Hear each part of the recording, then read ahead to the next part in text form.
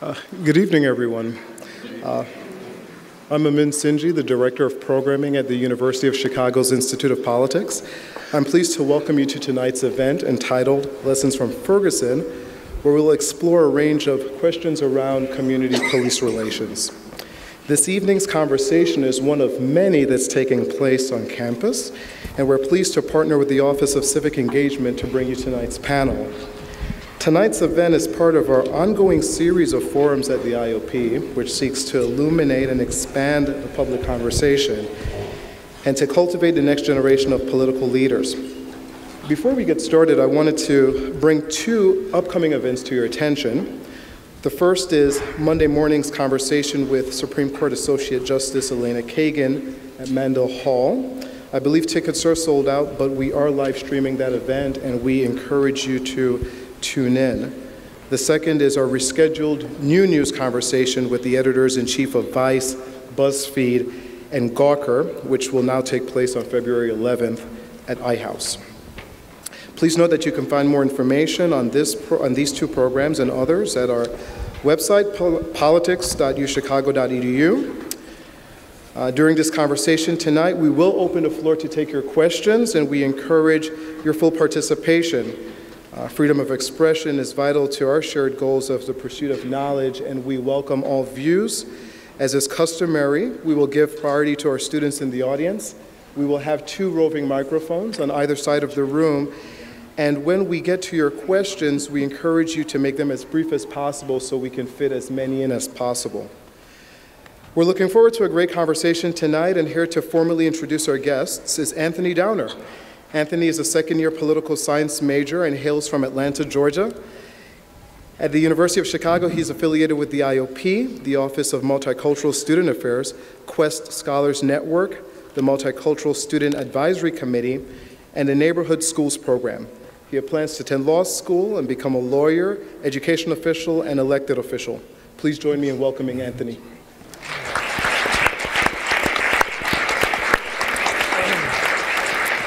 Good evening. My name is Anthony Downer, and I have the honor of introducing this distinguished panel. Within the past year, our nation has faced the reality of a strained relationship between law enforcement and the communities they serve. We have witnessed the deaths of unarmed African American men, and the assassination of police officers. Here at UChicago, students, faculty, and the administration have been engaged in the conversations of race, diversity, and inclusion. That is the backdrop and context of tonight's dialogue. Our panelists will tackle complicated and important topics, including race, politics, and policies that have played a role in recent events and strategies that may lead to change. Our panel consists of Captain Ron Johnson of the Missouri State Highway Patrol, Andrew Papachristos, Associate Professor of Sociology at Yale University, Jaime Calvin, writer and human rights activist, Charlene Carruthers, National Director of Black Youth Project 100, and moderator Steve Edwards, Executive Director of the Institute of Politics. I want to remind the audience that the conversation does not end tonight, and that students and community members should commit themselves to action on this campus and across the nation. Now please join me in welcoming Professor Kathy Cohen, Professor of Political Science at UChicago and Chair of the Department. She will give brief remarks to begin this discussion. Thank you.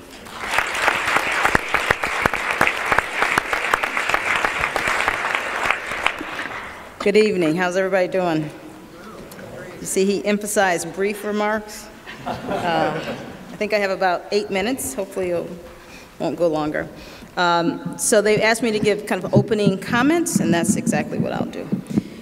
According to Darren Wilson, the officer who killed Michael Brown on the street in Ferguson, Missouri, Michael Brown had superhuman strength. Wilson referred to the unarmed black teenager as similar to Hulk Hogan in strength. He told ABC reporter George Stephanopoulos that he, Wilson, quote, was like a 5-year-old holding on to Hulk Hogan, end quote, with Michael Brown, of course, being Hulk Hogan. He went on to say that when Brown turned back toward him, Brown looked like a demon. As I watched the interview with Wilson, I wondered, how does one come to view a young man with no gun, who had just graduated from high school, and who was not actually that much bigger than Wilson, with such venom, disregard, and fear? Similarly, how do police in Cleveland, in the wake of the Trayvon Martin, Jordan Davis, Michael Brown, John Crawford, Ayanna Jones, and Eric Garner killings, take less than 2 seconds to kill 12-year-old Tamir Rice as he holds a toy gun? Journalists, politicians, and even some activists have pitched these stories as struggles between young black men who we are told are not angels, and police officers and vigilantes who we are told are fearing for their lives. And while a narrative of these encounters that focuses on the personalities of both victim and killer, I think, serves the media, what has too often been minimized is the larger political context, which helped to produce the aggressive policing that has proven to be fatal in many black communities.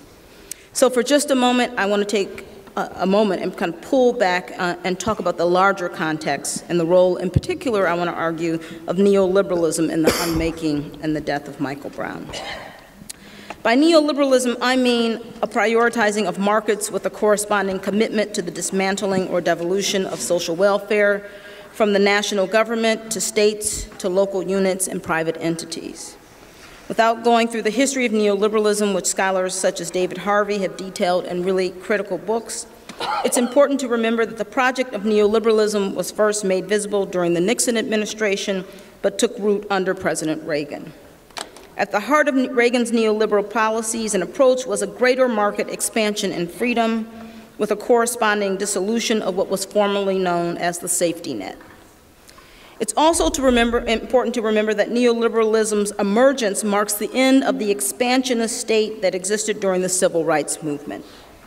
Unlike the context facing movements in the 1960s, where there still existed low-skilled living wage jobs and the belief in the state as a provider of a safety net, activists today face an environment of constricting job opportunities for poor and unskilled workers and a direct attack on the idea of a safety net and those who might use it.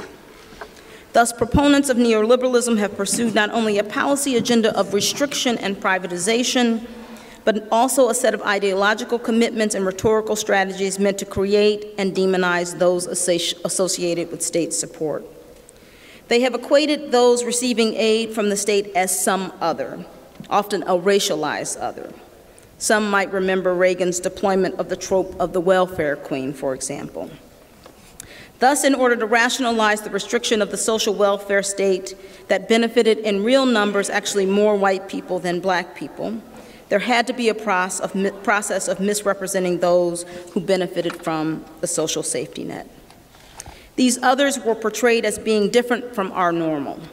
This other was fundamentally in need of state-sponsored surveillance and policing if the rest of us were to survive their invasion. The invasion of those monsters with strength like Hulk Hogan and who looked like demons. Under neoliberalism, we have witnessed the disinvestment in poor and urban areas where living wage, low-skilled jobs have nearly become extinct, where the housing stock has become battered and debilitated, where neighborhood schools have been neglected in lieu of charter and magnet schools, and where the middle class have exited trying to guarantee their own survival. In their outmigration, William Jewett Wilson contends that whites and then the black middle class have left behind those he labels the truly disadvantaged, individuals inhabiting poor, blighted areas with few recognized resources and even fewer job opportunities. With such devastation and despair, the neoliberal response has been to bracket, isolate, and police those dangerous and devastated areas. However, these communities have not only been policed, they've been over-policed, too often using prisons and policing to replace investment and employment. In fact, some segments of the state have actually grown under neoliberalism, such as the prison industrial complex, producing what Beth Ritchie calls our prison nation. Ironically, under neoliberalism, a disproportionate amount of state investment associated with the neighborhoods were not directed at residents or their living space, but instead in policing apparatus to manage the disposable black bodies and communities created through neoliberalism. The result has been the hiring of more cops, the outfitting of local police departments with military leftovers, the increasing criminalization of behaviors and encounters, the militarizing of inner city schools, filling them with metal detectors, security guards, and city cops, and the proliferation of school-to-prison pipelines which push kids out of school and into the hands of the carceral state. The conditions of the small suburb of Ferguson, Missouri, in many ways, I would argue, are indicative of the neoliberal city today.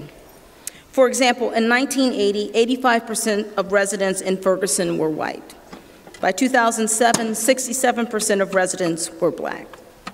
Black unemployment is nearly double that of white unemployment, with a rate of 17% in Ferguson. 1 in 4 black residents lives in poverty, compared with 11% of whites in Ferguson. Moreover, we know that in Ferguson, 86% of all police stops were of black motorists, and of those arrested at such stops, 93% were black. Moreover, 85% of all those arrested in Ferguson were black, and all of this was done under the auspices of a police force where only 3 out of 50, or 6% of the officers are black.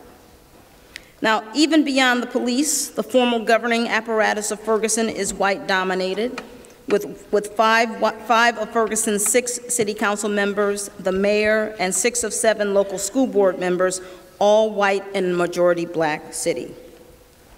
This, I want to argue, as the context, was the context that surrounded Mike Brown and Darren Wilson on that fateful day in Ferguson.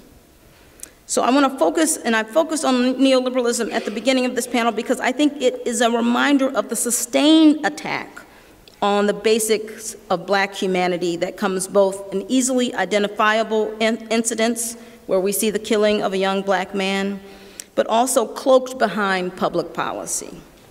This is the context through which we should understand the killing of young black people, in particular young black men today, and the less visible assaults on black women and the murder of black trans people. Thus, we must be careful not to limit our understanding and outrage about state violence to just Ferguson. We cannot detach the killing of Michael Brown from the neoliberal history that created the context in which a fearful Darren Wilson would evaluate a young Michael Brown as a monster. No matter how much we vilify and prosecute police officers like Wilson or vigilantes like George Zimmerman, these approaches to a limited justice, while appropriate as a first step, do little to change the systemic nature of the degradation of black bodies, made ever more pernicious under neoliberalism. An understanding of the relationship between systems of oppression like neoliberalism and Black death means that part of the discourse and part of our discussion tonight has to include attention to the larger system of oppression that we all face and reproduce. Thank you very much.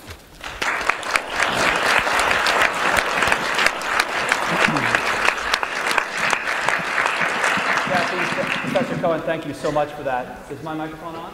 Great. Okay, so first thing I'm going to do is instruct my fellow panelists to make sure that they've turned their microphones on as well. And the second thing we want to do after those opening remarks from Professor Cohen is to do something a little bit different. We would love to begin a conversation and have a conversation tonight that's inclusive of our fantastic panel, but also really invokes you in the conversation early.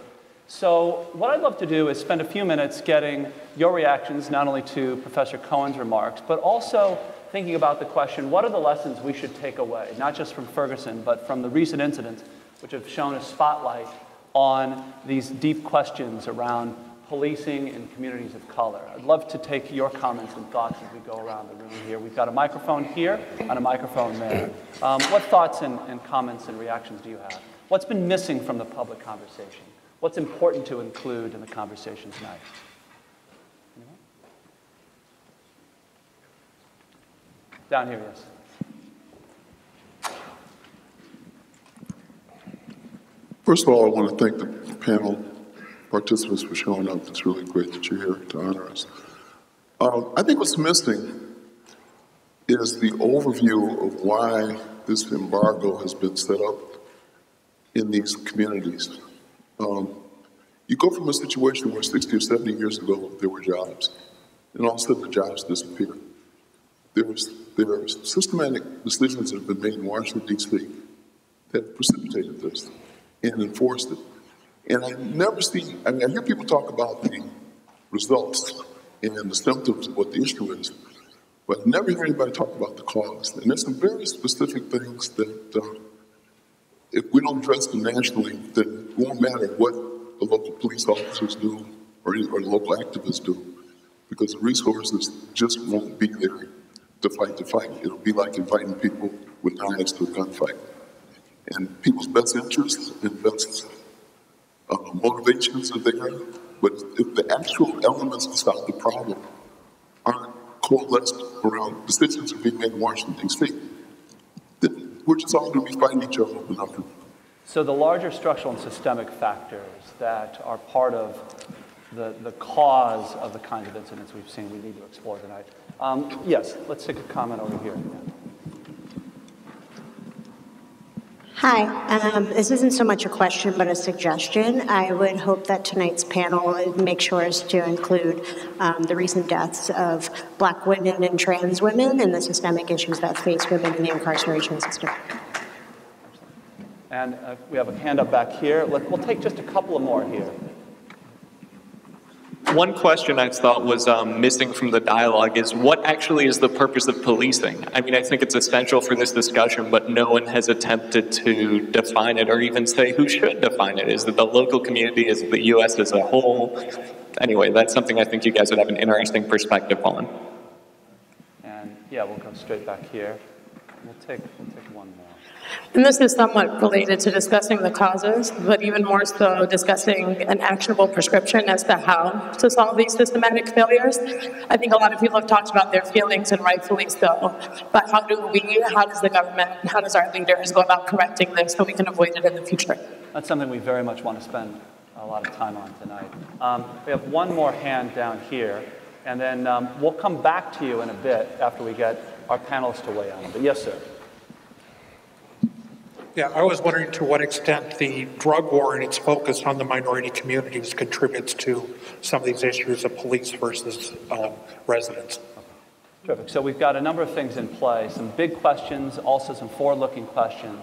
I'd actually like to first pose the question to the two individuals who have the most direct experience with Ferguson in particular, the two sitting to my immediate left. And Captain Ron Johnson, first of all, thank you so much for making the trip up here tonight for this conversation. I'm curious to know, as somebody who has witnessed this from the epicenter of the crisis in August of this past year, what are the lessons that you're taking away, that you think we should take away? Well, I think one of the biggest lessons was that the law enforcement there in Ferguson did not know their community. Policing really occurred on one side of the community, more so, with police events, whether they were at schools or summer events. But on the other side, and we'll call the other side of the track, there really wasn't any communication. The only communication usually was if there was a crime or responding to a law enforcement call. And so we found that by getting involved with the community, and knowing your community, that really makes a difference. And how do you move to a posture, because this isn't unique to Ferguson, this is a dynamic that exists in a lot of communities. So what are the tangible steps that law enforcement agencies around the country need to be doing? What are the things? Is it recruiting? Is it training? Is it a whole set of other strategies that we haven't talked about? Recruiting is tough. We do a lot of recruiting, but recruiting minority officers is tough. We have to continue to try to do that, but it starts at the top. Leadership has to start at the top. You know, if we look at what we've seen in our news, a lot of times the patrolman is the one that we're centered our attention on. But it starts at the top. If leadership at the top has the right policies, takes the right steps and actions when mistakes are made at the bottom, then we'll see those changes. In Ferguson, we talk about a department of 53 officers. 3 of those are minorities and 50 are white. A lot of those officers don't live in the community that they work in, for a variety of reasons. And, you know, you have to look at things that if an officer doesn't live in the community where he works, then maybe you mandate before you hire him, he has to do so many community service hours a year. That allows him to become involved. It allows him to get to know his community. Because when you don't know someone, then you have a fear of someone. You know, when I was in Ferguson, walking down the streets of Ferguson, and people say, "Were you afraid?" Well, I wasn't afraid because Ferguson is who I am. I grew up there. I grew up around there. And so you've got to get to know people, and you've got to get to know your community. Because when we have fear, I've got a son. And sometimes my son and I both go out and we've got our jeans on. He wears his a little bit lower than mine. Or we'll both have hoodies on. I like to wear hoodies. But that's who we are. But in some places, the young black man with a pair of jeans and a hoodie is seen as maybe the criminal. And so we have to look at people for who they are. And I think police and our community, and I'll say black males, are asking for the same thing. Policemen are saying, look at me. Don't look at me as a policeman who made a mistake. Look at me for who I am. And we look in that mirror and we say, we want to be judged by who we are. Well, black males are asking the same thing. Judge me by who I am. Doesn't matter if you watch the news for weeks and weeks and you see a black male commit a crime, but you look at me for who I am. And I think we've got to do that. And the one young lady talked about black females, and I think that this is about humanity. When I was there in Ferguson, black males came up, black females, Asians, Hispanics were coming up saying, hey, this is bigger than just about black males in our community.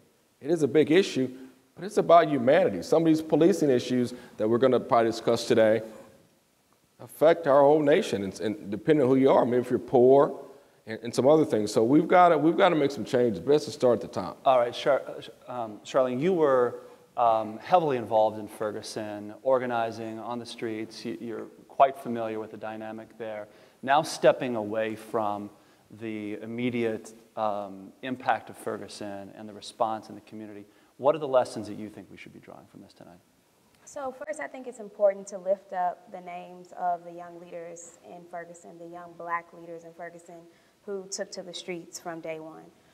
When they learned of the killing of Mike Brown by Officer Darren Wilson on August 9th. The young people like Janetta Elsie, young people like Ashley Yates, Tori Russell, Tef Poe. And we really have to make sure that we lift up their names in this conversation, because without them, none of us would be here talking about what's next after Ferguson. Because those young people are still dealing with the traumas of August 9th and before August 9th. And they continue to organize and they continue to do work. And so when I think about, anytime I'm invited to have a conversation about police accountability and Ferguson ends up in the title, I have a visceral reaction. So I spent 4 days in Ferguson consecutively, but the first time I was ever pulled over and harassed and cursed out by a cop was in North County, St. Louis, when I was 23 years old. And so even going back to Ferguson was difficult. It brought up a lot of memories for me. And I'm a young black queer woman. I'm not a black male.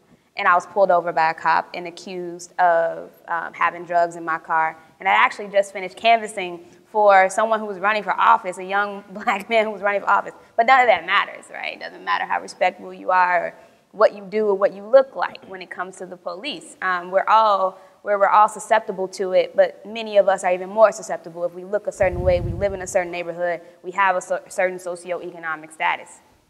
So the lessons that I learned from my time there are that Ferguson, of course, we know Ferguson is everywhere. Ferguson could be in small, medium-sized towns across the country.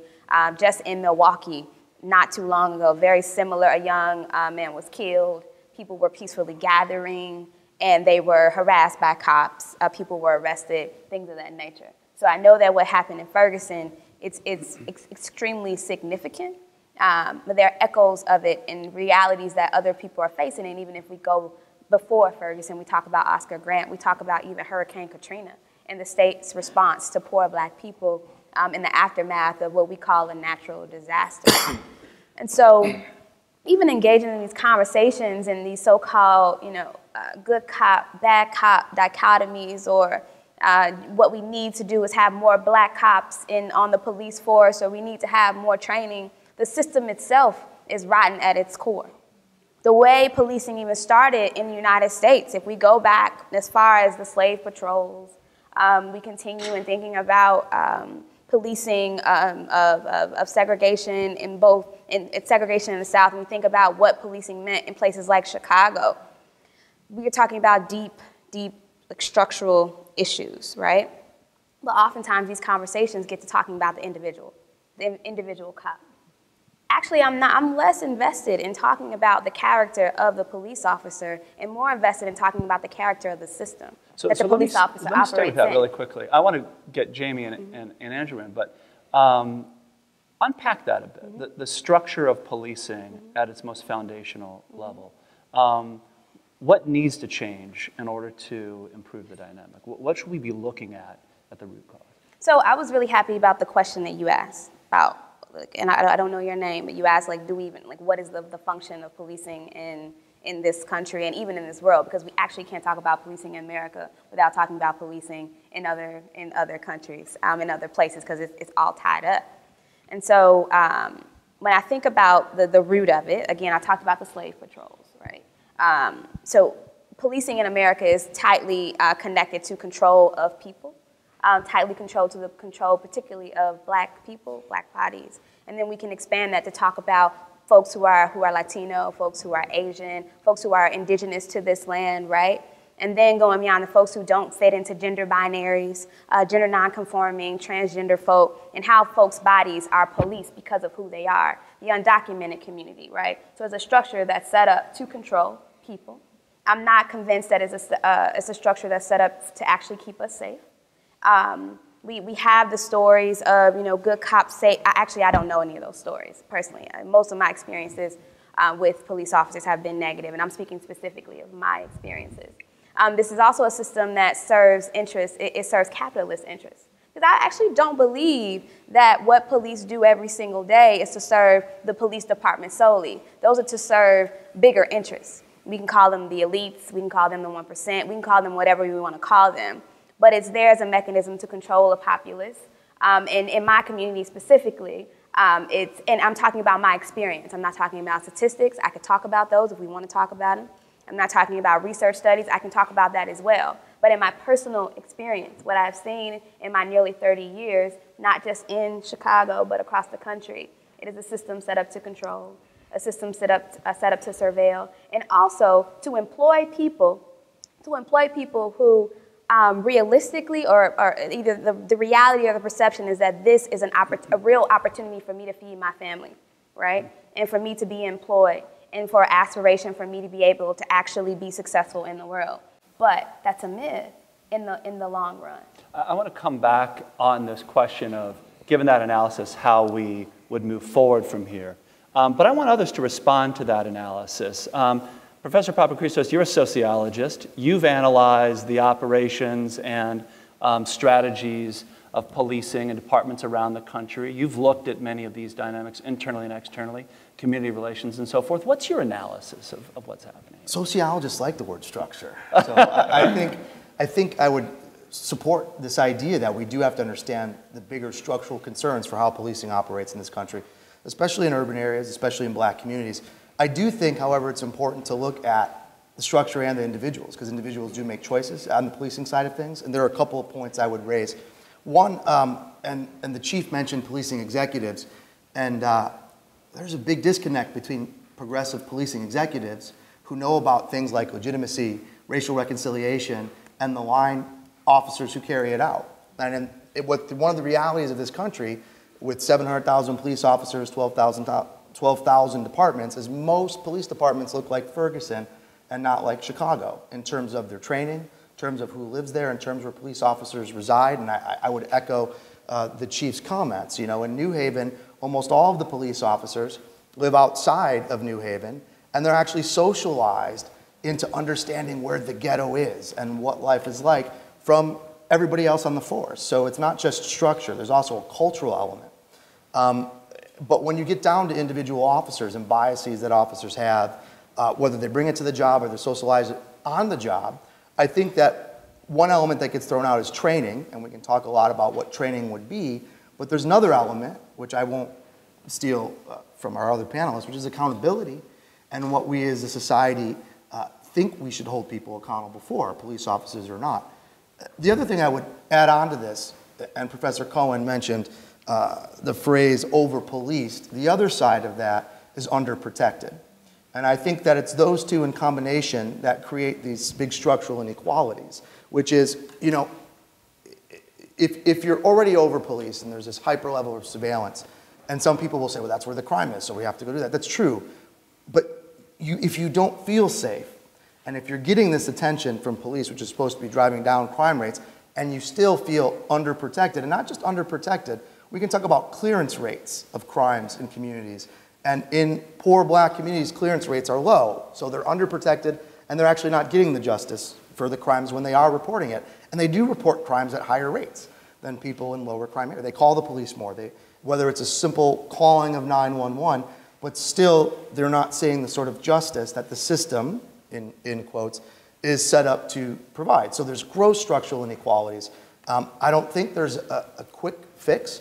I think we know how to change small behaviors. There's been great work done by psychologist Phil Goff, who's looked at how we train out of police biases. That's just a start. It doesn't fix the structural inequalities. I think when we talk about larger inequalities in terms of policing and how it leads to violence, I do think we need to have these issues about, so the gentleman talked about what do we think policing should be. That's actually a question I think we should have and continue to be at the forefront. We're at a state where we have lower crime rates in this city, in this country than we have in 40 years, but we have a policing model that doesn't fit that. We need to understand, for example, that police today are expected to do more on drugs, if that's what we expect them to do, but they're also expected to be there if there's a terrorist activity and internet crime and cyberbullying. Maybe we need to specialize in different ways. Maybe we need to recruit different officers and train different officers. And the last point, when I mentioned the average police department is 50 officers, that means they're getting their training in the basement of the police department. There's no certification process. There's no re-upping. There's continued education credit and things like that in some departments. But the accountability is not there, and how we get recruits, as the chief said, aren't there. So I think there's lots of moving parts. I would urge both the structural, the cultural, but also investing in individuals is a good step. Well, and Jamie, from your perspective, I mean, you've written about police accountability. You've written about incidents and structural dynamics in Chicago. You've been involved in court cases to try and bring more transparency to misconduct. We've been here before in many respects. This is not a new story. This is a part of a larger narrative, particularly in the city of Chicago, but also elsewhere around the country. So as you look at this, on the accountability piece in particular, why is that so central to this conversation? And what are the lessons you think we should be taking away from this? So I don't have a particularly theoretical bent of mind, you know. So I'd like to, there are a lot of different themes in play, and usefully, to sort of ground the conversation a little bit more in immediate realities around us in Chicago. You know, I know Ferguson not at firsthand, but from reporting, and there, you know, starting with Professor Cohn talking about the larger context. We have an amazing city for understanding and exploring these issues. My colleagues and I have come to talk about two different constitutions that often the same police officers are enforcing or failing to enforce within blocks of, you know, of each other. Two different situations, two different settings. So these questions became pressing and immediate for me during the final decade of high-rise public housing in Chicago on South State Street, where I was working at the time, and actually worked for years before police and police accountability issues became really, really salient. There was a lot of other business to focus on. And this is within sight of the University of Chicago. Back in the days when the Robert Taylor homes were standing on South State Street, from the fourth floor stacks at Regenstein Library on the center of campus, for those who aren't familiar, you could see the towers, the southern towers of Robert Taylor. And on the ground in that setting for years, I witnessed police behavior that was so discontinuous with what I was used to in living in the Hyde Park Kenwood neighborhood. as was alluded to, the sort of paradox of inner city policing, but never more extreme than in public housing. I mean, the ultimate example of the abandoned, disinvested community Professor Cohn was talking about, and on the eve of destruction. So for the last 10 years of public housing in Chicago, everybody knew it was going to be destroyed. And we would witness things from day to day, from just casual cruelty, brutality, just gratuitous behavior. Perpetrated by the police against whomever. Outright corruption. The residents used to joke about the open-air lobbies under the buildings as the policeman's ATM machine. If you were late on your house payment, you come shake down one of the young men selling drugs. And then just horrific brutality that deserved to be called torture. You see the dailiness of it, seeing this all the time.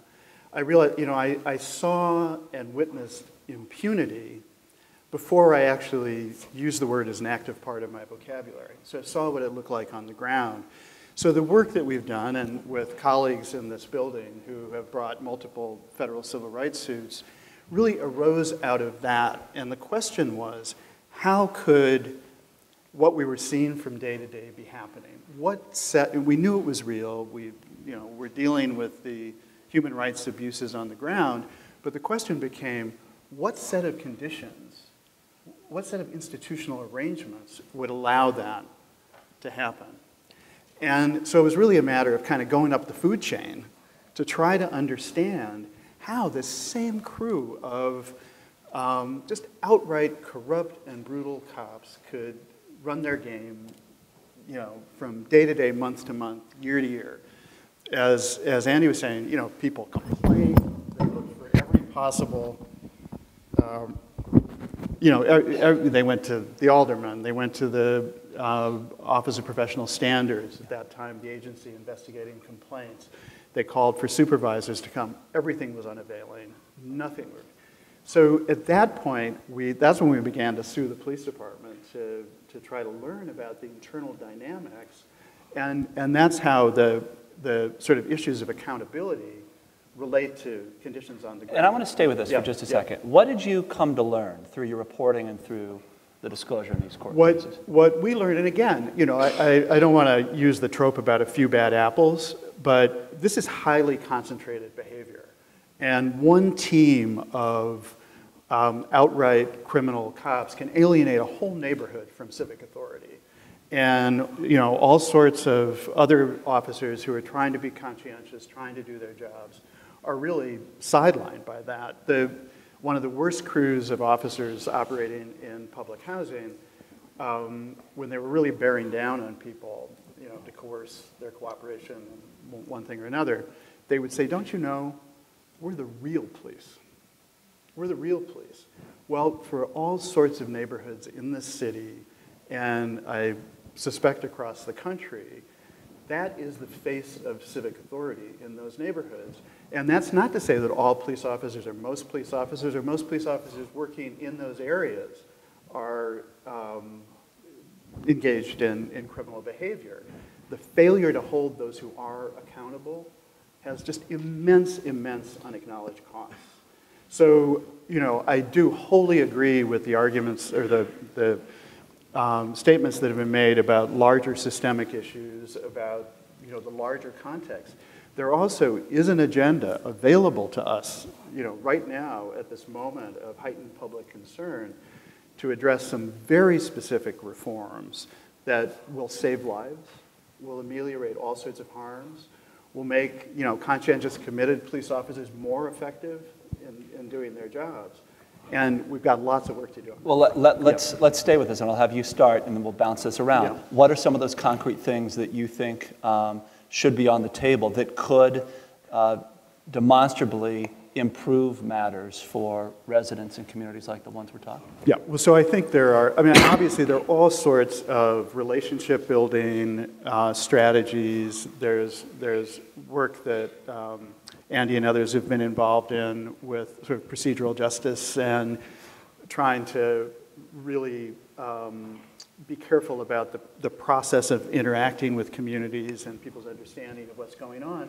I think none of those measures will be remotely as effective as they can if we can't really enforce accountability, which means having professionally competent, serious, sustained investigations by people equipped to make those investigations. It means doing of officers accused of wrongdoing. Of complaints that come mostly from citizens, maybe occasionally within the department. It means having a much higher level of transparency, although we've made progress in that respect. We need to be effective as citizens. To be effective as citizens, we need information that, you know, until recently we haven't had. And we don't even really have an accurate count of how many police shootings and police homicides are actually taking place around the country. It's very, very spotty data on that. But the point here, just so I'm following you, you're saying in essence that that part of the backdrop of this, one of the, say, lower level systemic factors here is the idea that if you don't have trust in the effectiveness and the fairness of a police entity, then nothing else really can be possible in the context of law enforcement and a community relationship. It's severely, and so it's not just the shooting, it's that's the underbelly that gives rise to the massive protests. Andrew Papachristos, you wanted to jump in. Yeah, I mean, I think that's exactly the point of the issue of procedural justice and legitimacy, which is most people actually obey the law because they believe in the substance of the law. They think it's the right thing to do. And in fact, they do it when nobody's looking, right? Most often you stop at the stop sign, right? Most often you refrain from everybody. Everybody, doesn't matter race, creed, color, geography. People believe in the substance of the law. What the research suggests is that it's the agents of the law that change it. The criminal justice system is an education system.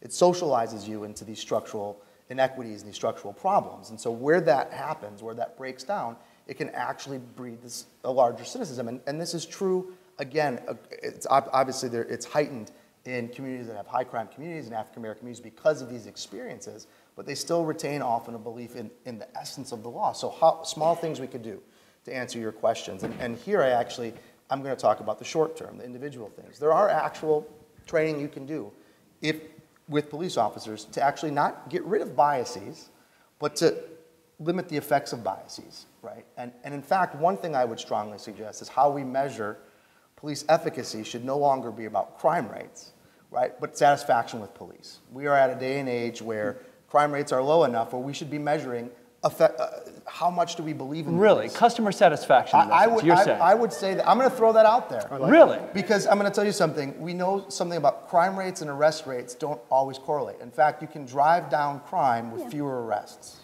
Right? You can actually make fewer arrests and drive crime down. But if what changed were people's satisfaction with the police, they believed, and in fact, we know even when things don't go your way, if you're treated fairly, you're more likely to say, okay, right? Okay, I got caught. I'm talking about, I have a paper called Why Do Criminals Obey the Law? Okay, it actually turns out criminals believe in the law. It's not the law they have a problem with. There are other things they have a problem with.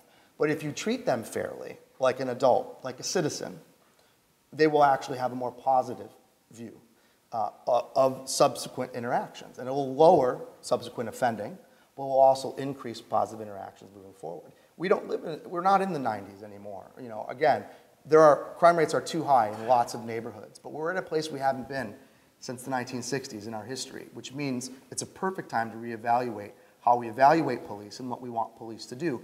I think one thing that happens with police, especially since we've deinstitutionalized other parts of our country and kind of stuck them in police, and jails are a great example. Prisons are a huge problem. We put a lot of people in jail because we don't even know what to do with them. You know ID, you go to jail, right? You're drunk, you go to jail. And that has a massive effect on people's lives, just spending a day in jail or a couple days and so on. But we don't know what to do with them. But that's not, we need to tell the police, right? And the last thing I'll say, so I do think there are things you can train on a smaller level, which will eventually grow. And I don't know what I'm about to say, what I would suggest, but I would recommend that one of the things that's happened since the 60s, and someone brought this up, is that the control of police has ceased to be local as well. So, you know, decisions about deployment in big cities is affected equally by white voters, right, as it is from voters in high crime communities. And it really has a tremendous effect on accountability, right, because they don't live there, they also don't vote there. Every time I come back to Chicago, and my relatives want to talk about how bad Chicago is, and then I ask them when the last time somebody got shot in their neighborhood was. But they don't care about that, right? They want to, and that's fine because they're citizens of the city. But when you talk about policing, to the extent that we can have some kind of localized input, that's more serious and accountable, I think would be, I don't know, I don't have a solution yet. But I think some kind of retention of localized control would be good. And I can tell you for us in St. Louis, there's a lot of police departments. But some of those police departments only exist based on ticket revenue. And that can't be. If a police department exists only on ticket revenue, then you're feeding your family. And so if I've got to write so many tickets to feed my family, and that's the only reason my department exists, and I'm just writing tickets. I'm not necessarily writing, law enforcement needs to educate also. So every time you stop someone, it doesn't have to be a ticket. You know, from a state standpoint, it doesn't matter if I write one ticket or if I write 100 tickets. My paycheck is the same. But we have a lot of police departments that exist based on ticket revenue. The governments in those communities only exist because of the revenue from the police department, because there's no businesses there, so there's no tax base there. So it all exists based on ticket revenue. So I think there's a lot of things that we need to understand there. And so if I'm the person that lives in that neighborhood, even if I get a ticket that I was driving 100 miles an hour, I deserve that ticket. I'm still thinking, and I feel I got that ticket because, so you can get your check, so the government can exist, so your police department can exist. So those are things that we need to discuss and talk about. And when we talk about training, if I'm a small department, I'm in a poor community, then like the professor said, you're not getting that training that you need. And so training goes a long way. You know, I talked about to understand somebody, I can't just watch a movie and understand somebody. So law enforcement training, we need to bring people in, that actual person. Maybe that young man that lives in that community needs to come and talk to the recruits and say, this is how I feel when I get stopped by the police. One thing that we're going to do in the upcoming months is we're going to have a Citizens Academy. I've had those for the last 10 years, and they've always been out in the suburbs. This year, we're going to take it to Ferguson, and we're going to have it there. And we're going to bring those officers that participate there. We're going to get the community to participate so we can learn each other and understand each other. And Jamie, you've done some of this work actually with security guards and youth inside Chicago Public Schools, where there's an opportunity for each to hear from the other about perceptions of behavior on both sides of that relationship. Right, I'm struck by what Andrew was saying about people want to obey the law. Yeah. You know, my experience with the youth we've been working intensively with in the last few years, and actually a long history of working with guys in street organizations and gangs in Chicago is that, I mean, there's a kind of, when you talk to people who are alienated from the police, there's often a note of wishfulness that there was a different relationship or a better relationship. It's not, you know, and I've known young men, you know, teenage boys who have gone into gangs, to the gangster disciples, the black disciples, in order to be safe, as a defensive strategy, because they couldn't trust the police and civic institutions to keep them safe. So I think there's a desire for those connections to be made. But attitudes aren't going to change without counter evidence, you know, without really significant counter evidence. And I do want to come back, I don't want to harp on this unduly, but to the accountability point. And, you know, we've really seen this acted out. And maybe quoting some of the young people, these are 16, 17-year-old students, only a few blocks from here at Hyde Park High School, who, when we talk to them about their interactions with the police, often it's a recurring motif. They will say, the police have all the power. When we have an encounter with them, they have all the power. Coupled with that is the perception that if something goes down, then I won't be believed. The officer or multiple officers with reinforcing accounts of what happened will be believed. That condition is, and these are kids who don't want to feel that, but they fundamentally feel that. There are no checks on them. So a police officer approaching them civilly, appropriately, on a legitimate investigative mission, there's still the subtext because of the officers they know who come through the neighborhood, who are abusive, and who never get disciplined. Until that's addressed, then you just so undermine the ability of the majority of conscientious officers to be effective. We're going to move to questions in just a second from all of you, but I want to pull. We've been close to the ground level. I want to pull the lens back out again. You and the Black Youth Project 100 have an agenda that you've put forth that goes directly at the heart of a lot of these questions, with a whole series of recommendations about how we should move this conversation forward, how we should actually work toward positive policy change. What are the things on that agenda that should be front and center here? So there's so many things that have been said that I have so many reactions to.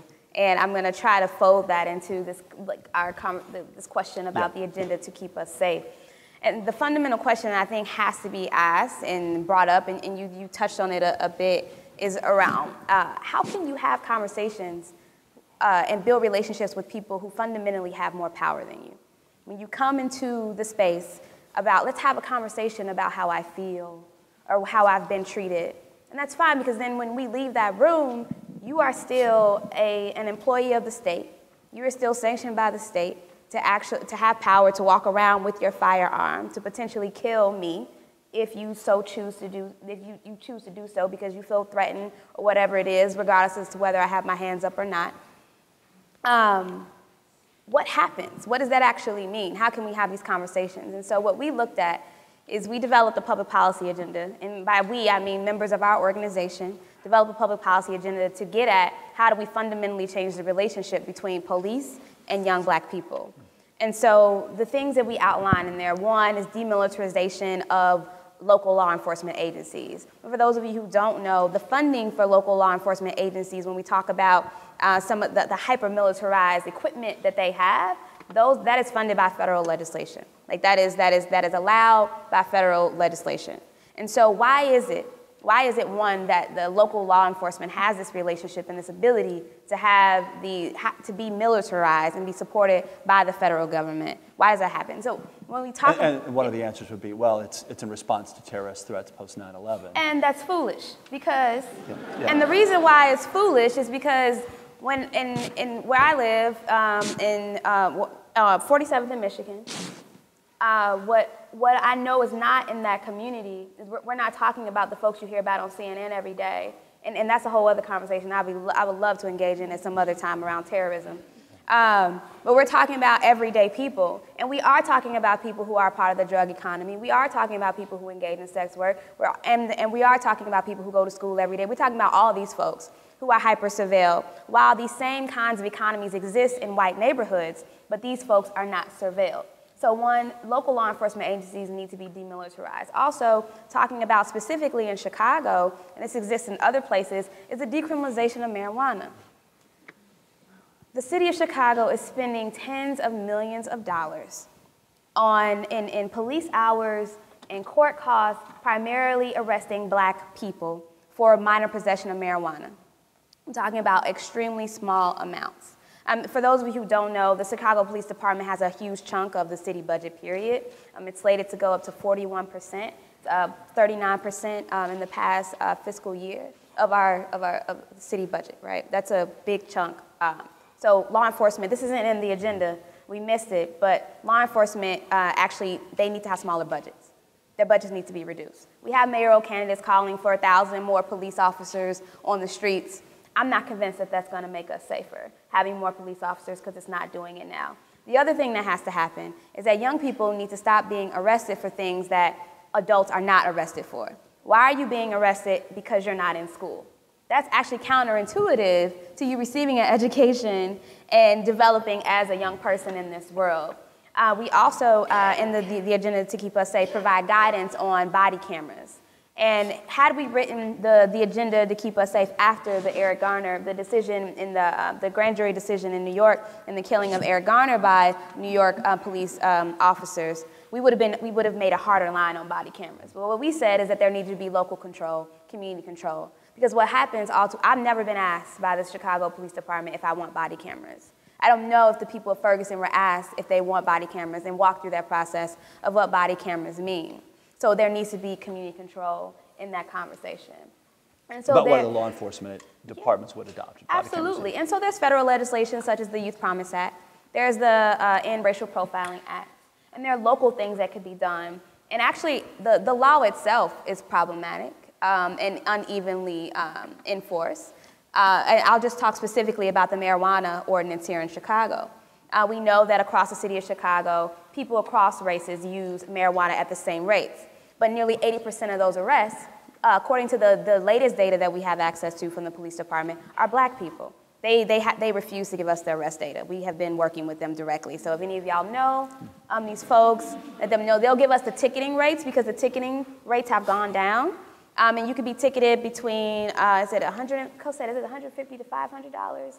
Something like that. Costa is a member of BYP 100. And so we can't leave that out. The law in itself is messed up. And I know this isn't a part of your question, but when you said that, we don't know what to do with these people, we know exactly what to do with people. This is intentional. When you don't have an ID, they changed the administrative policy recently in the Chicago Police Department. They used to, if you even had an ID, you didn't have an ID, that would trigger an arrest for you. It could trigger arrest up to the discretion of the cop or the situation that you were in when you had the marijuana in your possession. But now, if you have an ID on you, they'll ticket you. And if you don't have any warrants and you have an ID, they'll ticket you. If you don't have an ID, they're going to arrest you, period. Why is that? Why is that okay? Like, just because you don't have an ID on you. And so I would highly argue that the police department and the system knows exactly what they're doing. They know what to do with people, because as opposed to arresting people, filling the Cook County Jail, the temporary juvenile detention center, what they could do is not close 50 schools. Right. But like that could absolutely happen. I actually don't think what we're saying is different, but what's really important is that police don't make the laws, and so they enforce the laws, and in fact they're told which laws to enforce. They're very different things. So, in fact, the choice, so I agree with you about the ID law. I agree with you about the marijuana law. I live in Massachusetts. We got a lot of great laws there. But and there are a lot of police who prefer not to be involved in marijuana prosecutions and arrests either. That's correct. That's correct. But in fact, what they do is they don't. It's now you get a ticket for possession of less than an ounce, essentially, in Massachusetts. But my point is, that change has to be directed at, it's also a larger form of government, county and state. So, but when we're talking about police enforcing a law, that's free to be had. But my point about when you no longer have agreement on a law, like marijuana law, that's absolutely where we should change the law. But I was actually speaking much more broadly about things like public safety, which there's a uniform agreement on. Should we, for example, should we punish violent offenses more than drug laws? Yes, right? Absolutely. Possession laws, I think there's a growing consensus, even among policing, but not at the sense where we've changed the laws or the mandates, that we're focusing now, say, more on violence than on drugs. So we need to play catch-up where that's concerned. But police don't have a choice. They can let somebody go. But if they arrest someone without an ID, if the law says you take that person to jail, you take that person to jail. New York's changed that. New York City has changed that, where you can now get a ticket and you can show up in court instead of spending the night in jail. But those are absolutely debates where we need to change laws we feel are unjust. So actually the police do have discretion in that instance, and a simple administrative change within the police department lowered the ticket and it changed the ID policy. That wasn't a legislative change. And so when we talk about our public policy agenda, we know that we have to have a legislative strategy, engaging elected officials, and also engaging the police department itself, right? Because those are the folks. Correct, but the larger war on drugs, mandatory minimums, those things, that came from much larger up in the structural system, not from the beat cop. The beat cops enforced it, and they have discretion, absolutely. But yes, I understand how the country operates and how legislation works. When we start talking about changes in laws, and we as a community have to become a part of that. In Ferguson, they just had the filing for the council board. You would have thought there would have been an enormous amount of African Americans that were trying to get a seat on that council. 3 open seats Yes. on a council of 6. Yes, and that wasn't the case. And so I think we have to have that voice, and we have to get there and speak that voice. And I will agree with you that we need to make sure that laws are being fair. I talked to a group of executives last Friday, and I said, you know, you've got this check box on your application. And if you check that box, if you've got a felony or misdemeanor, that application is going to go in the trash. That person would not even get a chance to interview. But then I posed this question. I'm rich. My son gets in trouble 10 times. I pay an attorney. He gets out of it 10 times. Your son is poor. He makes one mistake. You can't get him out of it.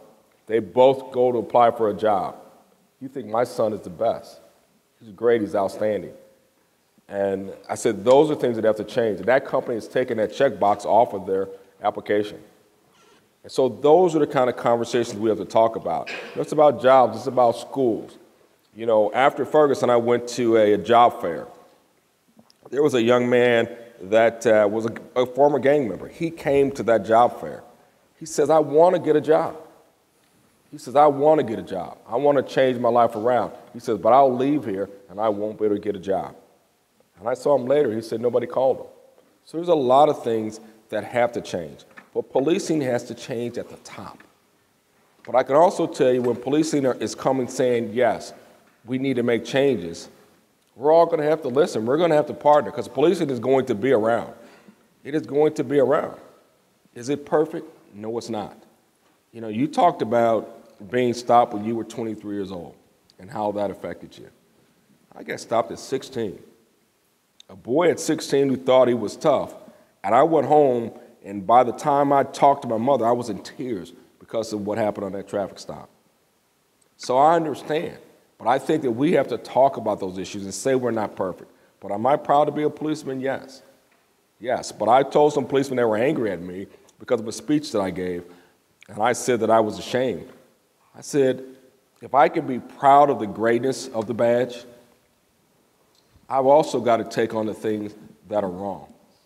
The things that are wrong. And I think sometimes the community believes that we're policemen, we're out to get everybody, and decisions are easy, we wear a gun and we have this power. I can tell you, when I was in charge of Ferguson, we shot tear gas 2 nights. 2 nights. So just 2 nights? No. When I was in charge. Oh, okay. When I was in charge. Sure. And I can tell you those were the toughest decisions that I've ever made. But when I made them, and I knew the people were out there who were going to endure that, I said, I'm going to endure with them. I never put my gas mask on, never. So you said something that was really interesting to me, that police will always be here. I'm not convinced. Not convinced, because when I think about, and I'll tell you why. When I think about structures that have deeply, deeply oppressed people that no longer exist, at least in their iteration that it was. I think about chattel slavery in America. At some point, at many points, people said, this will always exist. And what I'm not going to do is compare policing to the system of chattel slavery and say that they're the same thing. But I do believe that we have a very strong possibility to have alternative systems where we are able to deal with conflict and harm in our communities that are not tied to the state in the way that they are tied today. Like that absolutely fundamentally has to change. And there are reform ways that we can get there by taking power away from the police. And there are ways that we can get there by creating new systems. Like, how do we actually have restorative justice in our communities where when there is harm that is done, my first response is not to call the police. Because when I was a child and the police came to my house, they were not ever helpful, right? In the situation that we have. But what are we doing in our own communities to talk about conflict resolution, talk about harm that is done, so we have healthier and safer communities on the other side that don't actually rely on the state?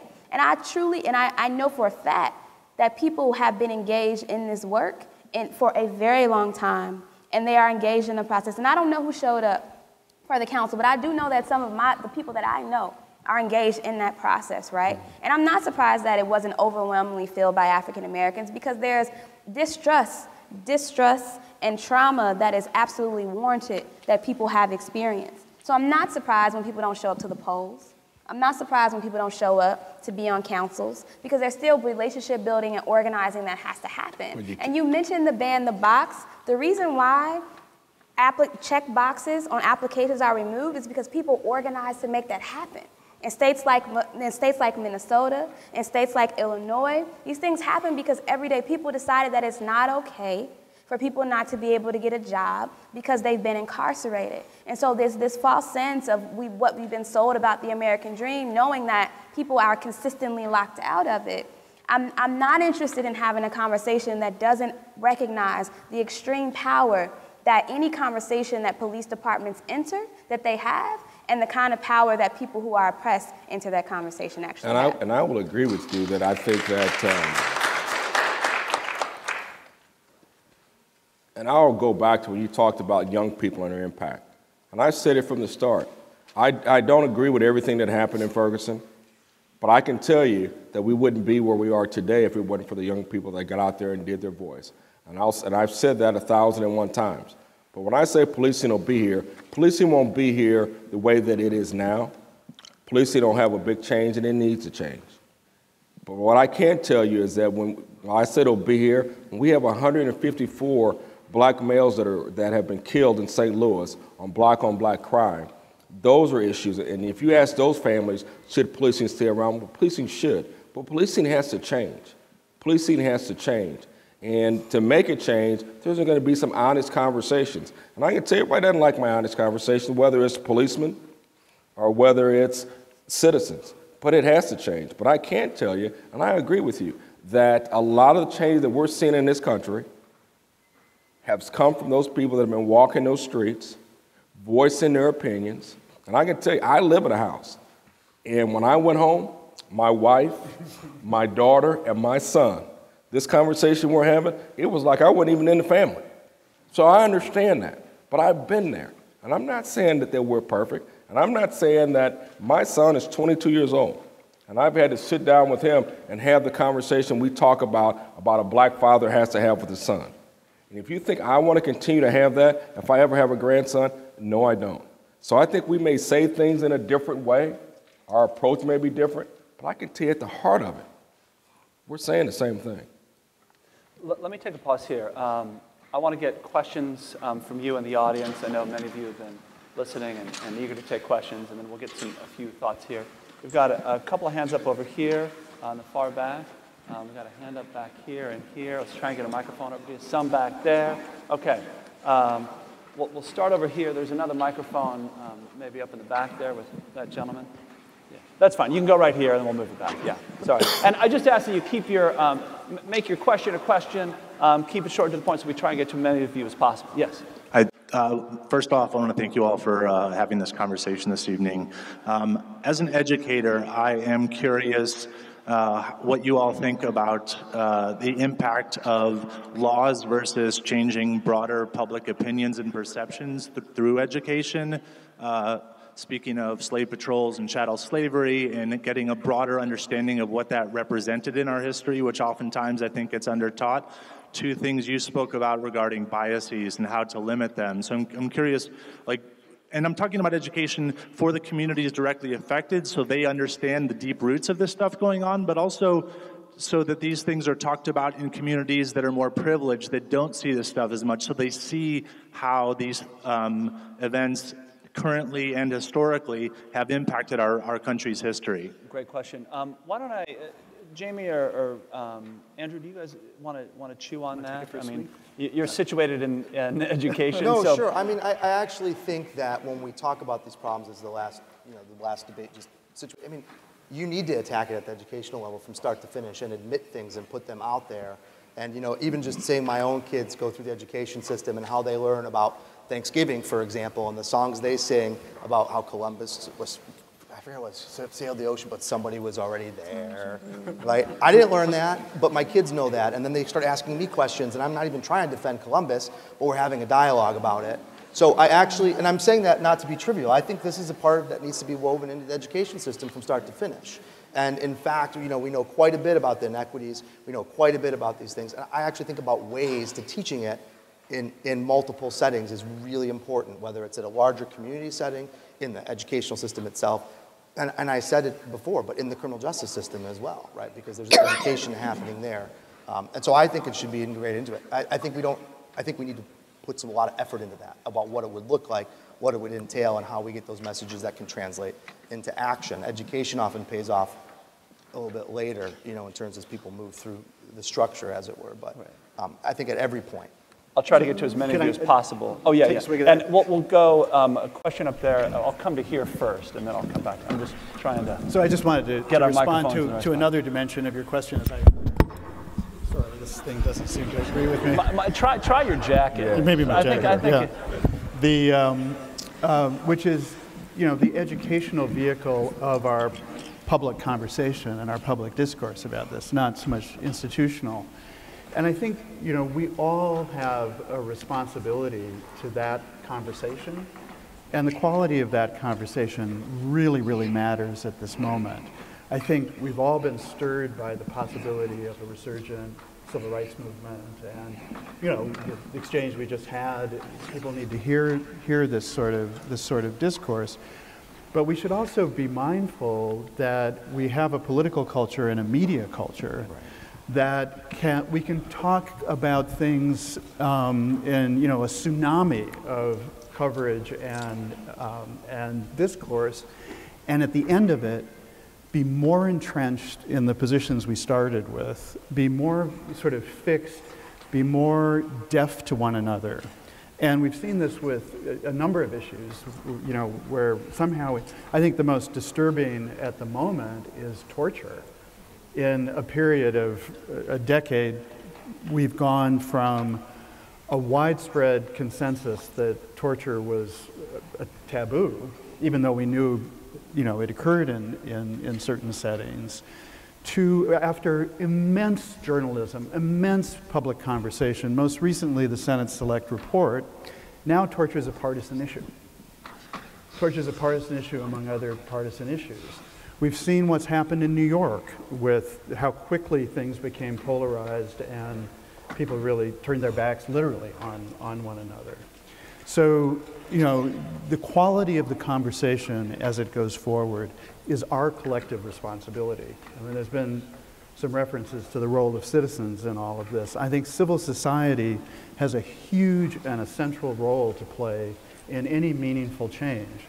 And I mean, I have come to the conclusion in, you know, my sort of long interactions with the police department in Chicago that it really is an institution that will not effectively police itself, that it will not create effective mechanisms of accountability.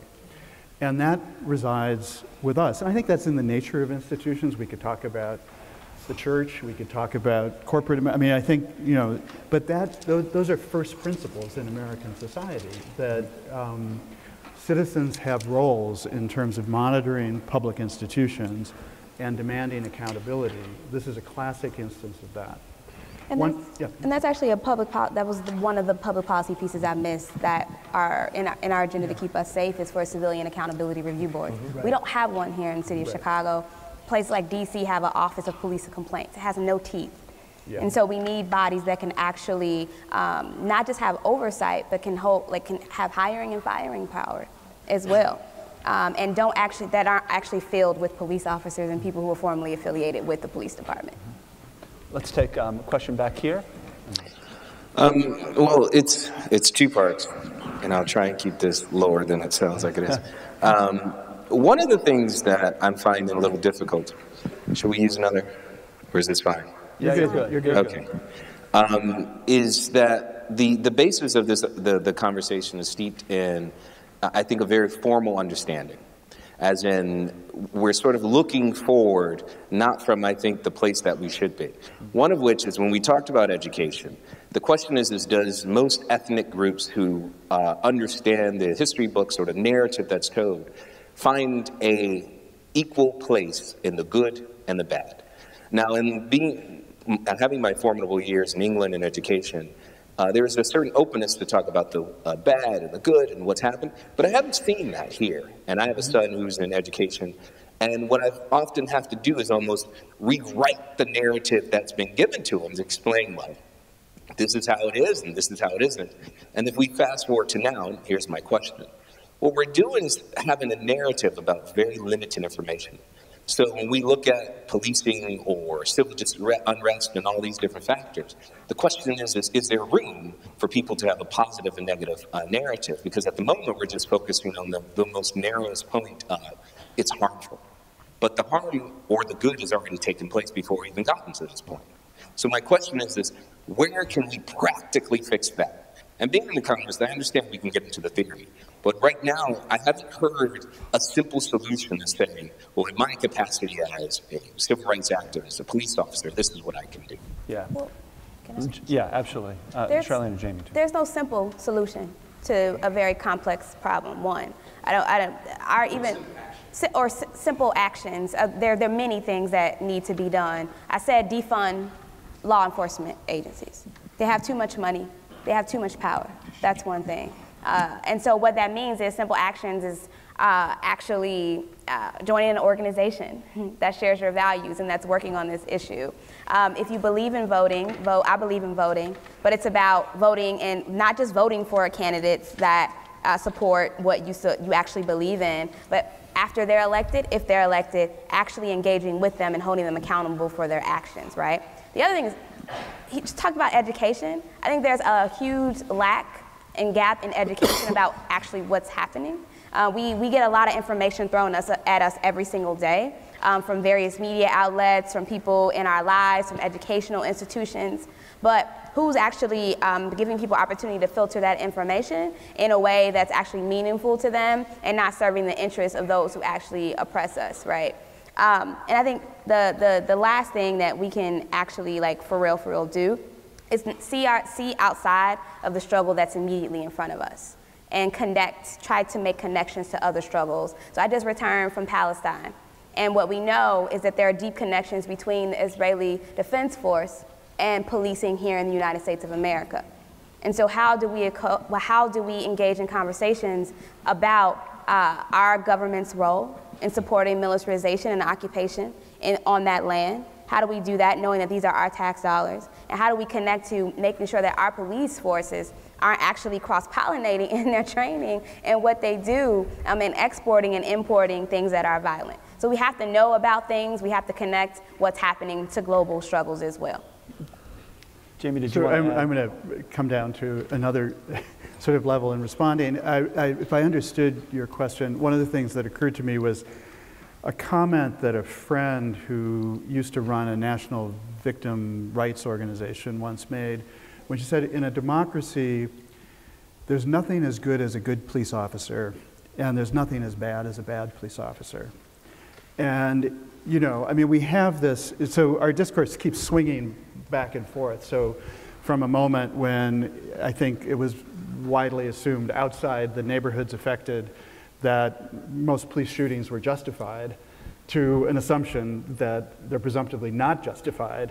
You know, there's a much more complex reality. And I think our challenge, and this goes to some of what Andrew was saying, is to create a whole set of incentives and disincentives that make it easier to be that good police officer and make the consequences of being that bad police officer more immediate and predictable. That's long-term work. It's really getting into the kind of molecular structure of these institutions. And I think part of the struggle... But how do people here engage in that, to the extent that that's some of their... there's that question, but I think there's also a larger tension we all feel. So this is a moment when people are perceiving, often with great immediacy and great moral passion, structural violence that's built into the society, that's part of the ongoing arrangement of things. And, you know, the desire for transformative strategies for the single thing that will make it better is understandable, but I think it's unavailing. I don't think that really leads anywhere productive. We have a campaign ahead of us. There are all sorts of you know, small fixes, not transformative in themselves, but in the aggregate could have really significant impact. And that's going to require a lot of us, and sustained attention, and not just driven by crisis. And the conversation has to be diverse. you know, when we talk about the conversation, the way we solve issues now in the community, everybody in the room is a policeman. So everybody in the room is a policeman. Everybody in the room decides what's best for the community, the best way to solve it, the best way to address the issues that we're having between police and African-American males. Everybody in the room is a policeman. That conversation has to change. It has to be diverse. It has to have people from the community. It can't be everybody that agrees with you.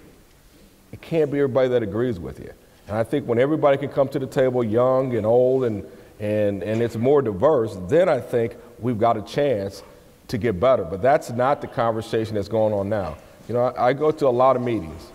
A lot of times, the first couple of hours of those meetings, everybody's got their foot in the concrete defending their own stance. Very little of the meeting is talking about measurable things that we're going to measure and get to that point. So those are the conversations that have to happen. I want to go ahead. Sorry, I want to make sure we get to some other questions. There was a hand up over here. We've got a hand there and a few over here. So I'll have you come down to this back row here, and we'll start there. Yeah. So we've talked a lot about the relationship between citizens and the police and kind of lessons we've taken from Ferguson. I was wondering how that prejudice kind of translates to the courts and what lessons we've taken from the recent verdicts that we've seen. Yeah. Professor? The one comment I want to get back to, with how I mean, again, it's not meant to be like this is the way the criminal justice system works. Courts work at county levels, right? And so I think there you're going to have an even greater influence of the people whose communities it doesn't affect, right? So in Cook County, it includes the county, which includes people that aren't not in high crime neighborhoods, but aren't even in the city, and they elect judges. And so I think one thing is to realize how that affects it. And we have fewer and fewer jury trials because the system is stacked in such a way to force a plea bargain, which then puts you in jail and then re-perpetuates itself. And this is one of these gross structural inequalities that we don't have to deal with. So I think that one of the things we would want to take a look at is how cases get there to begin with. Now, and I also think many of the other issues, but the one thing I would say on that is, again, thinking about who's making the decisions that affect county level decisions, like voting for judges, staffing juries, and so on, but also then how the rest of that system gets there. That's the one comment I would make on there, and that just opens it up to even larger levels of analysis. Right. We had, where is our next? The next question. Can we get a microphone back there? One here. I don't know where to go with it. I'm gonna. Yeah, Jimmy. Chief, I have a question for you.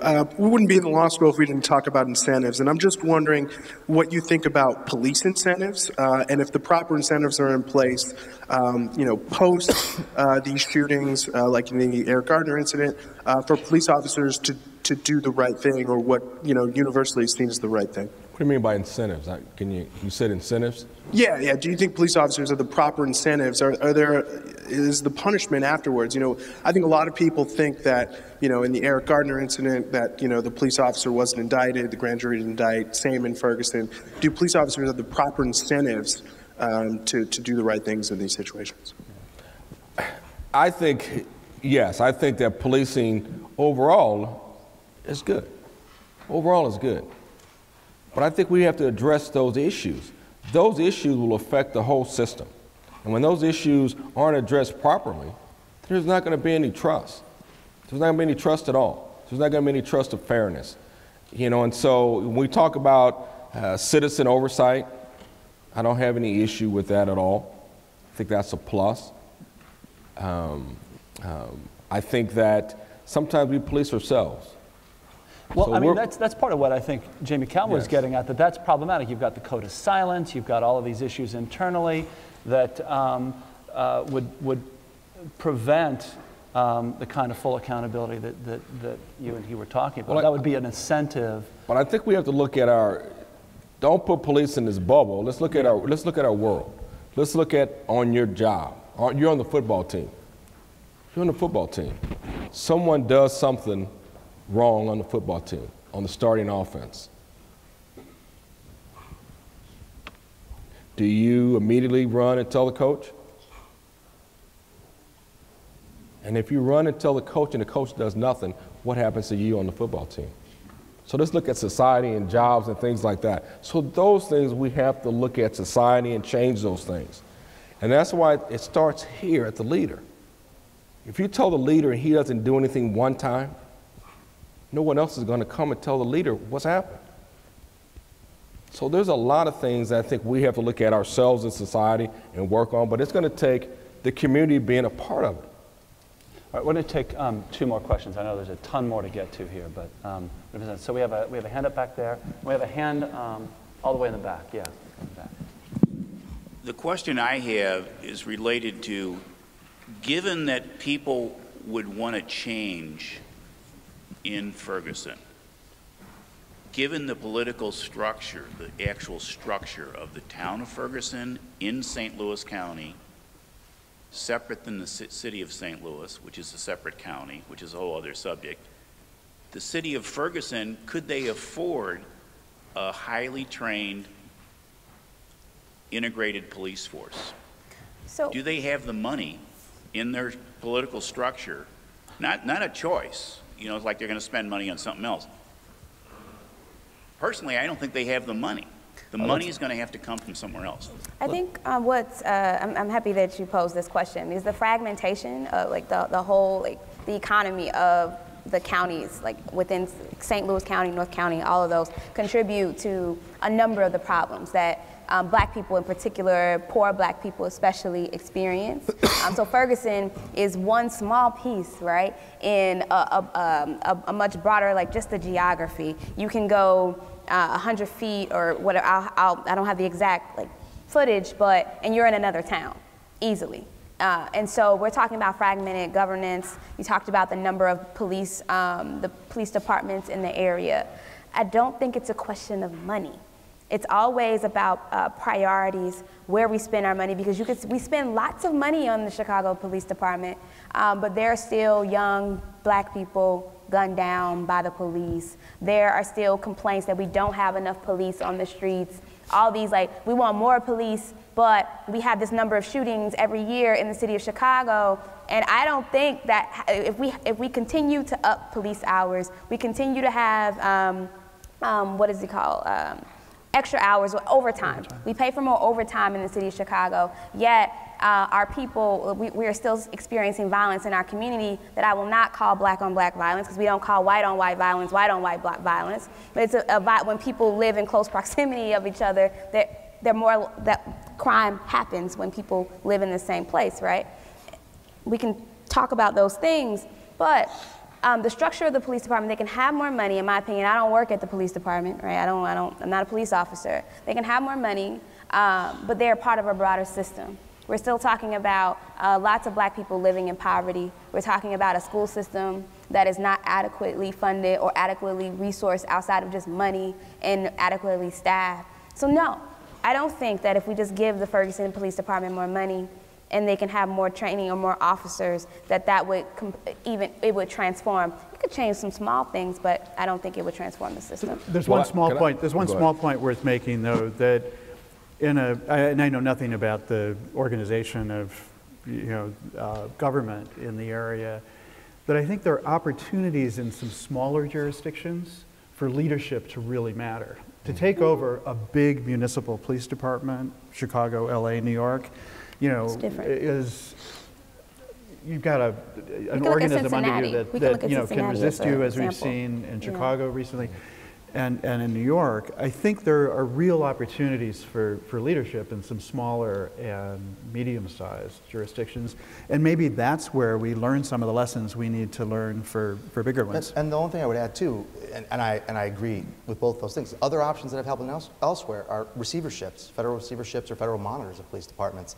Now in small departments, I'm not sure how that would work out, but Los Angeles, New Orleans, and others, Stockton, California, Oakland, that have had these things. Now, I don't know enough about that, but there have been other interventions in police departments. And those help with larger police departments, but smaller departments, that federal intervention kind of takes it away. But I can tell you, Ferguson's police department is they have their salary is above most of the departments in St. Louis. There was just a disconnect. There was just a disconnect, and I agree with the young lady here that money does not make you a better policeman. Money does not make you a better policeman. We have to make sure we're hiring policemen, we're having the right test to hire policemen. You know, when the test that I took to become a policeman, nobody really asked me about how I dealt with racial issues. or and so or how I dealt maybe with the community, and so some of those things have to change. But money is not paying more money. If you don't have the right character, you can pay me all the money in the world. It's going to be my character, and how you make me police and those kind of things. And so Ferguson, when we look at that with the other monetary issues, as far as police salary and their training, that department there, they're post-certified, they get their training, and so that's really not the issue there. It's just a disconnect that happened to occur over time and over years, and it just bubbled out, which occurs throughout our nation. I know that many of you have questions. We're going to take our last one here, but I encourage the conversation to continue after we close here. Great. Thanks so much for all of you for coming tonight. My one question is, we've talked a lot about different institutions and their roles in society to really act on these issues. And I would be remiss not to talk about an institution like the University of Chicago. So what does the role of institutions of higher education play in alleviating these issues and creating a more open society? I would love for each of you to take a different cut at that. Charlene? So I immediately think about the University of Chicago police. And on any given night on 53rd Street, you can see 3 University of Chicago police cars. I really wonder what they're doing there. Like, why there are so many police cars. I think the jurisdiction covers 60,000 people. Someone please correct me on that. Yes, on that order. It's about 60,000 people the University of Chicago police covers. And so the university is complicit in building a police state. Right? Like, why? And I know, like, I went to a college in Central Illinois, and then I went to grad school in St. Louis. And so I know university systems, they have, their internal policing. But even thinking about what does that mean to have a police system in the city of Chicago that is separate from the Chicago Police Department that is able to, like, surveil and I guess protect people, right? Because we get emails sometimes about when students are assaulted and people are assaulted on campus and near campus. So one, and I know that there are University of Chicago students doing amazing work, organizing work around the police department. And so institutions have to look at how they are being complicit in building and supporting the police state. I think that's one thing. And of course, not duplicate those negative things. And I think the other thing is that institutions such as the University of Chicago have a responsibility to have these kinds of conversations that we're having right now, and to have opportunities for students to engage in critical conversations, and on the other hand, require that students, and I don't know if this is a democracy on this campus, but require students to engage in critical conversations throughout their curriculum that examine the police state, that examine the local economies, and getting outside of just what happens here, like in your 4 years or however many years you spend here, and how that's connected to just starting with the city of Chicago. We don't even need to go beyond, but how does the university situate itself within the University of Chicago and its role in the police state? Captain Johnson, anything you wanted to add on that? Well, I think looking out today, the diversity that's here in gender and age and race, I think we have to continue to do that and not just have meetings and conversations like this when there's a storm. And I think it has to happen. If we can continue to do that, and I think we all have an obligation to be leaders. And that leader is if it's because of our title or if it's just doing something different. But I think we need to continue to have this conversation. We're having conversations in this country that we haven't had in a long time. And I think, if we look back to the 60s, we kind of fell asleep. Some of us got a little comfortable. And I think we always have to have that conversation. It would be great to say that one day we wouldn't have to have that conversation in our world. But until we get to that day, we have to continue to have that conversation and not just have it when there's a storm. Jamie? Yeah, I want to build on that because I do think it's a function of institutions like this and also the press and the media. Mm-hmm. It's critically important to be having the conversation between crises. A crisis is not the optimum place to really achieve any kind of diagnostic clarity about what needs to be done, and that requires an institutional commitment for sustaining attention, sustaining and deepening attention on these things. Second observation, apropos the University of Chicago Police, I've been fairly centrally involved in conversations about that, both public and private, is I think that's also an opportunity for the university. This is the second or third biggest police force in the state that this private institution maintains. It's a private institution performing a public function, a critically important public function, as we've been talking about. There are all sorts of sort of obvious reforms that are called for there and are being talked about, but I think there's also an opportunity to explore, to model, to interrogate our own practice in terms of what other models of policing and public safety might look like, and to use the intellectual firepower of the university, bring it to bear on those issues. We have something here called a crime lab. I don't think it has any relationship at all to the practices of the university and the University of Chicago Police. It should, and we should generally. So actually, I have a lot to say on this one, but I'll keep it brief, Yeah. especially because we had, if you've been following the news at Yale, with a student who, officer pulled a gun on a student recently. But I actually think we should do what we do best in institutions like this, which is we should educate and be involved in actively thinking about what an education moving forward would look like and include data and research and innovate. Personally, one of the things I love about the University of Chicago, I loved it when I was here, I love it now that I'm gone, are things like the Race Center, the Black Youth Project, the Crime Lab, and to make those a core of both the learning experience and the education experience. I think also, like you said, integrate it into the way we relate to the community. I do want to say something very, maybe it's not obvious to people in this room, but how the university becomes integrated into the city is non-trivial. And Yale sits in the middle of New Haven. It's not tucked on the south side of the city. It's like, it dominates it. And I brought some young men I work with in New Haven to my class, and they told me that Yale stands for Young Adults Learning Evil, right? Because they had never even been through campus, and they had been chased by campus police. And I didn't know. I'm like, all right, we can talk. And we had a great conversation in our class.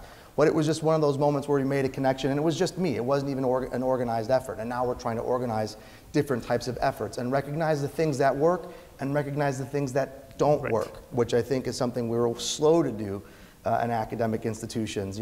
We shouldn't just do more good, we should do less harm where that's concerned as well. And I think there are key moments, and now is one of them, and this is the last thing I'll say, because this was raised several times, when we're at a moment where we're going to reconsider, hopefully, what policing means, thinking about what roles should we extricate from policing. They're not mental health professionals. We can get the mental health training, or we can think about extracting that. Restorative justice models, community courts. We have people in our institutions that's what they spend their time doing, and now is the time to realize that these issues are not just criminal justice issues. They're social issues, and we have a whole base of knowledge that we should do it. But academics are actually really, really, really bad at writing, right? Or using Twitter. And one of the wonderful things about, this is not meant to, but when we talk about the groundswell around things like Ferguson, the hashtag Black Lives Matter, can we engage in ways that gets things to where they need to be and influence those discussions? So I'll stop on that point. Please join me in thanking Andrew Papachristos, Jamie Calvin, Captain Ron Johnson, Charlene Carruthers. Thank you all tonight. I know we went long, but I think it was a worthy conversation to go long on. There's much more to discuss. I hope you'll keep the conversation active on this campus and elsewhere. Thank you so much for being here, and have a safe evening.